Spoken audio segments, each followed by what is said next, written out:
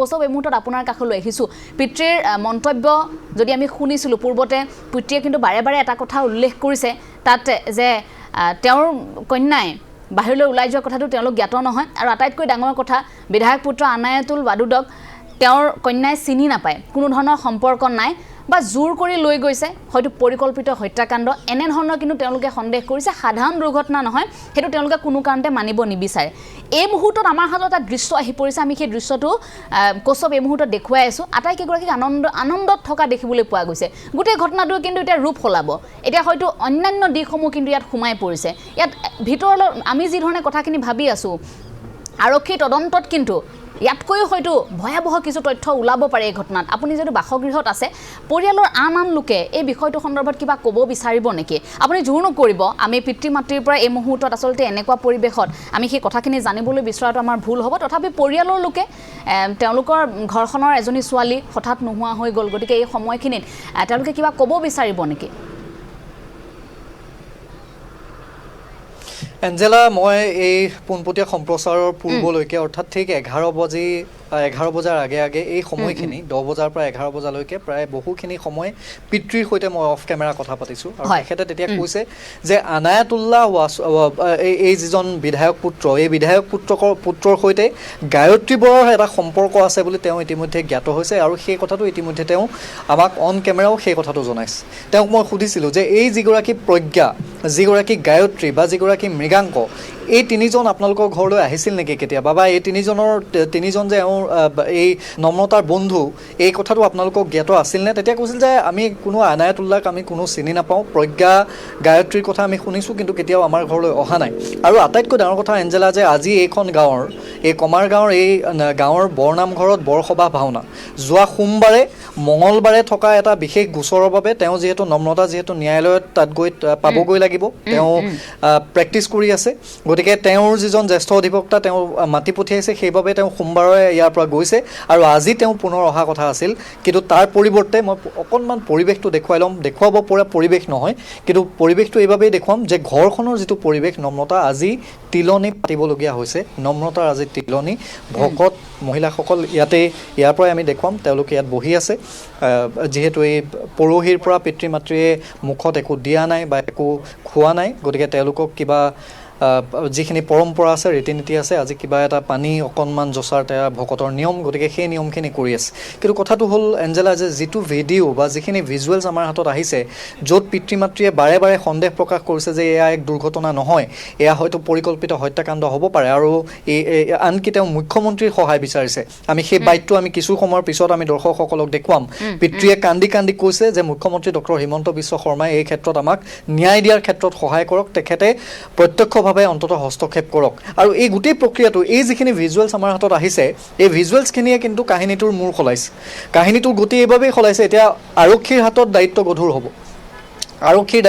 হ'ব কাৰণ যি ভিজুৱেলছত য'ত নম্ৰতা আনায়াতুল্লাহ মৃগাংক গায়ত্ৰী প্ৰজ্ঞা এই 5জন যুৱক যুৱতী গৈছিল সেই ভিজুৱেলছটোত কিন্তু তেওঁলোকে গীত বজাই উচ্চ স্বৰত হাঁহি মাতি গৈছে অৰ্থাৎ হয়তো নম্ৰতাক জোৰ কৰি নিছিল নে নাই এই প্ৰশ্নবোৰ এতিয়া আহিব গতিকে এই প্ৰসংগবোৰ আজি পিতৃৰ সৈতে কথা পাতিব পৰা পৰিৱেশ নাই তেওঁ আমাক বাৰে বাৰে হাতজোৰ কৰি তেওঁ অনুৰোধ কৰিছে যে মই আৰু এই ক্ষেত্ৰত কোনো কথা নাপাতো মই খুব ভাগি পৰিছোঁ আৰু একাংশ সংবাদ মাধ্যমে অলপ বেলেগ দিশো দিছে এই গোটেই ঘটনাটোৰ গতিকে সেই তেনেকুৱা ধৰণৰ কিছু বাতৰিয়েও তেওঁক মৰ্মাহত কৰিছে গতিকে পিতৃয়ে কিন্তু এতিয়াও নাজানে যে তেওঁ শ্বিলঙলৈ কিয় গৈছিল আৰু মই এইখিনিতে দৰ্শকসকলক জনাওঁ যে যিটো আইফোন আছিল নম্ৰতাৰ সেয়া পিতৃয়ে 8 মাহমানৰ আগত কিনি দিছিল অৰ্থাৎ যোৱা দুৰ্গা পূজাত কিনি দিছিল আৰু সেই আইফোনটো থৈ আন এটা এণ্ড্ৰইড ফোন আছিল যিটোৰ ডিছপ্লে ইতিমধ্যে ভাগি গৈছিল ইয়াতেই মেৰামতি কৰি দেউতাকে দি পঠিয়াইছিল সেই যিটো এণ্ড্ৰইড ফোন সেই এণ্ড্ৰইড মোবাইল ফোনটো লৈ তেওঁ শ্বিলঙলৈ গৈছিল সেইদিনা নিশা অৰ্থাৎ আইফোন আৰু দুৱাৰ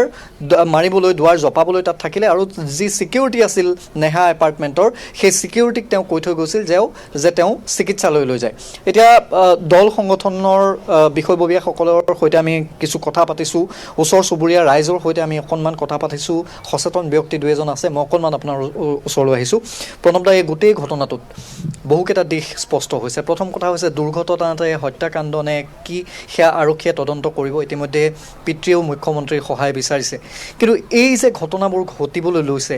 আমাৰ ছাত্ৰ ছাত্ৰীসকলে গুৱাহাটীত গৈ কি কৰিছে কেনেধৰণে আছে অভিভাৱক অভিভাৱিকাৰ পৰা আঁতৰি থাকি ক'ৰবাত বাৰু কোনোবাই এই গোটেই বিষয়টোত অভিভাৱকৰো কিছু দায়িত্ব নিয়ন্ত্ৰণৰ কিছু দায়িত্ব থাকিব নিশ্চয়কৈ অতি দুৰ্ভাগ্যজনক আৰু মৰ্মান্তিক ঘটনা পৰিয়ালটোৰ বাবে যথেষ্ট মৰ্মান্তিক ঘটনা হোৱাৰ লগতে আমাৰ বৃহত্তৰ অঞ্চলটো আৰু সমগ্ৰ অসমৰ সমাজখনৰ কাৰণে ই এটা চিন্তনীয় বিষয় আমাৰ বহুত আশাৰে অভিভাৱকে নিজ সন্তানক উচ্চ শিক্ষাৰ বাবে বা বিভিন্ন জীৱিকাৰ সন্ধানত চহৰলৈ পঠায় তাত তেওঁলোক কেনেধৰণে আছে তেওঁলোকে ঘৰৰ যি পৰিৱেশ ঘৰৰ পৰিৱেশত যি শিকিছিলে সেইখিনিকে তেওঁলোকে আওৰাইছে নে নতুন কিবা সংস্কৃতিৰ লগত তেওঁলোকৰ সংস্পৰ্শ হৈছে সেইখিনি মানে খুব ওচৰৰ পৰা খুব তীক্ষ্ণভাৱে দৃষ্টি ৰখাটো অভিভাৱকসকলৰ প্ৰয়োজন আমিও অভিভাৱক হিচাপে চিন্তিত হৈছোঁ আমাৰো সন্তান আছে এটা দিনত আমাৰো সন্তানো উচ্চ শিক্ষাৰ বাবেই হওক বা বিভিন্ন কাৰণত চহৰলৈ যাব তো আমি আশা কৰিম সকলো পৰিয়ালে সকলো অভিভাৱকে নিজ সন্তানক এই সংস্কাৰটো যাতে দিয়ে ঘৰতে যে চহৰলৈ গ'লেও চহৰৰ যি পৰিৱেশ সেই পৰিৱেশৰ লগত এটা মানে ভাৰসাম্য বজাই ৰখাটো কিমান প্ৰয়োজনীয় অৱশ্যে এটা কথা আমি কম নম্ৰতা বৰা এটা সংস্কাৰী পৰিয়ালৰ জীয়ৰী আছিল তেখেতৰ পিতৃ এই অঞ্চলৰ এজন সন্মানীয় ব্যক্তি এজন শিক্ষক আৰু সেই সূত্ৰে আমি বিশ্বাস কৰোঁ নম্ৰতায়ো সেই সংস্কাৰ পাইছিল আমি একো বিসংগতি থকা কথা নম্ৰতাৰ বিষয়ে একো নাজানো বাকী সংবাদ মাধ্যমে একাংশ সংবাদ মাধ্যমে যেনেধৰণে নিউজ পৰিৱেশন কৰিছে এনেধৰণৰ নিউজ পৰিৱেশন কৰাৰ পৰা বিৰত থকাটো উচিত বুলি আমি ভাবোঁ কাৰণ আৰক্ষীয়ে বিচাৰ প্ৰক্ৰিয়াটো সমাপ্ত কৰাৰ পিছত যি আহে সেয়া ৰাইজে অৱগত হওক তাত আপত্তি নাই কিন্তু সংবাদ মাধ্যমে সংবাদ পৰিৱেশন কৰাটো এটা কথা আৰু এটা ঘটনাৰ বিচাৰ ৰায়দান কৰাটো এটা বেলেগ ধৰণৰ কথা একাংশ সংবাদ মাধ্যমে ৰায়দান কৰাৰ নিচিনা আমাৰ অনুভৱ হৈছে যিটোত আমি এই অঞ্চলৰ ব্যক্তি হিচাপে অতি দুখ পাইছোঁ আৰু দুৰ্ভগীয়া পৰিয়ালটোৱে কাৰণে মানে সেই ধৰণৰ নিউজবিলাক মানে কটা ঘাঁহত নিমখ দিয়াৰ নিচিনা এটা হৈছে যিটো হ'ব নালাগে আমি আশা কৰিম এই তদন্ত প্ৰক্ৰিয়া ক্ষীপ্ৰতাৰে আগবাঢ়ক নিৰপেক্ষভাৱে আগবাঢ়ক ঘটনাৰ কাৰণ যিয়ে নহওক কাৰণটো যাতে পৰিয়ালৰ লোকে ৰাইজে অতি সোনকালে জানিব পাৰে আৰক্ষীৰ যথেষ্ট দায়িত্ব থাকিব এই গোটেই প্ৰক্ৰিয়াটো কেনেধৰণে আগুৱাই নিয়াটো আপোনালোকে বিচাৰে হয় চাওক প্ৰথমে কৈছোঁ এই বিষয়টো দুৰ্ভাগ্যজনক আৰু আমি মৰ্মাহত হৈছোঁ আমি অসম চৰকাৰৰ মাননীয় মুখ্যমন্ত্ৰী ডক্টৰ হিমন্ত বিশ্ব শৰ্মা তেখেতৰ যি গৃহ বিভাগৰ DGP পৰ্যায়ৰ যিটো আৰক্ষী প্ৰশাসন আছে আমি তেখেতসকলে বিনম্ৰতাৰে অনুৰোধ জনাইছোঁ ৰাতি এই বিষয়টো এইকাৰণেই কৈছোঁ দুৰ্ভাগ্যজনক ৰাতি 1:40 বজাত তেখেতে এই যি চিকিউৰিটি গাৰ্ডজনে কৈছে 1:40 বজাত তেখেত ওলাই গৈছে কি কাৰণে ওলাই যাবলগীয়া হৈছে বা ৰাতি তেখেতে নিজৰ আইফোনটো থৈ গৈছে দৰ্জাখন মাৰিব থাকি গৈছে আৰু আটাইতকৈ দুৰ্ভাগ্যজনক বিষয় এই দুৰ্ঘটনাটো আমি অনুমান কৰিছোঁ এইটো পূৰ্ব পৰিকল্পিত এক হত্যাকাণ্ড হ'ব পাৰে গতিকে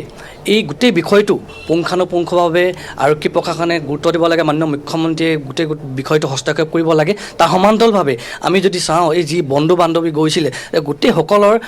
যি এজন বিধায়কৰ পুত্ৰত ইয়াত নাম সন্নিৱিষ্ট হৈছে গোটেইকেইজনৰ তেখেতসকলৰ প্ৰথমেই মোবাইলসমূহ জব্দ কৰিব লাগে আৰু গোটেই বিষয়টো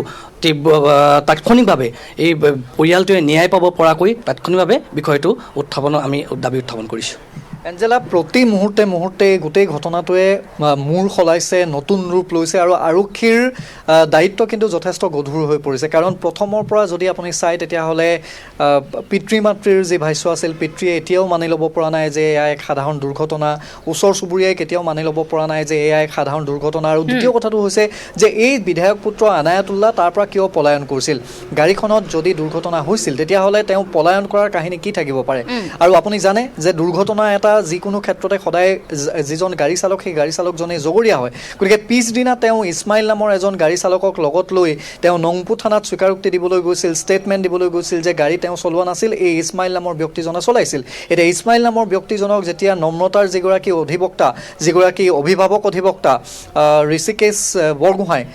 তেওঁ যেতিয়া গোটেই ঘটনাটো সুধিছিল তেতিয়াহে ইছমাইলে কৈছিল যে মোক জোৰ জবৰদস্তি নংপু থানাত স্বীকাৰোক্তি বা ষ্টেটমেণ্ট দিবলৈ আনিছিল মালিকে যে মই গাড়ীখন চলাইছিলোঁ কিন্তু এতিয়া যিটো ভিজুৱেলছ আমাৰ হাতত আহি পৰিল এতিয়াতো আৰু আনায়াতুল্লাহ ৱাটুনে এতিয়া ফাঁকি দিটো লাভ নাই কাৰণ গোটেই ভিজুৱেলছ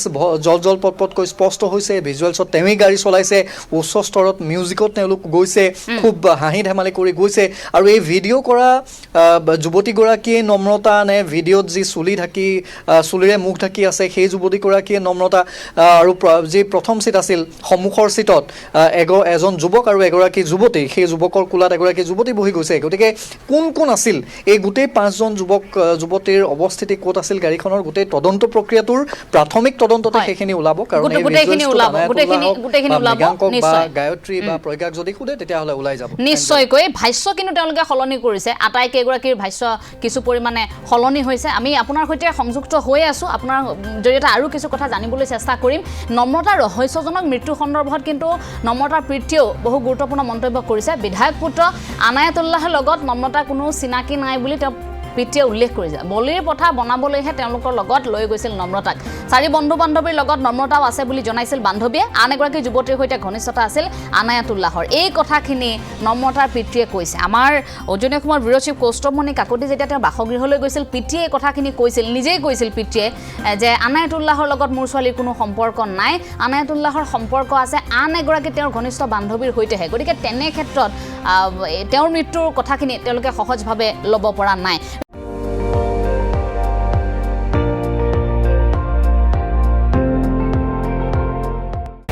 আপুনি চাই আছে ND24 সৰ্বশ্ৰেষ্ঠ নহয় সৰ্বোত্তমৰ দৌৰ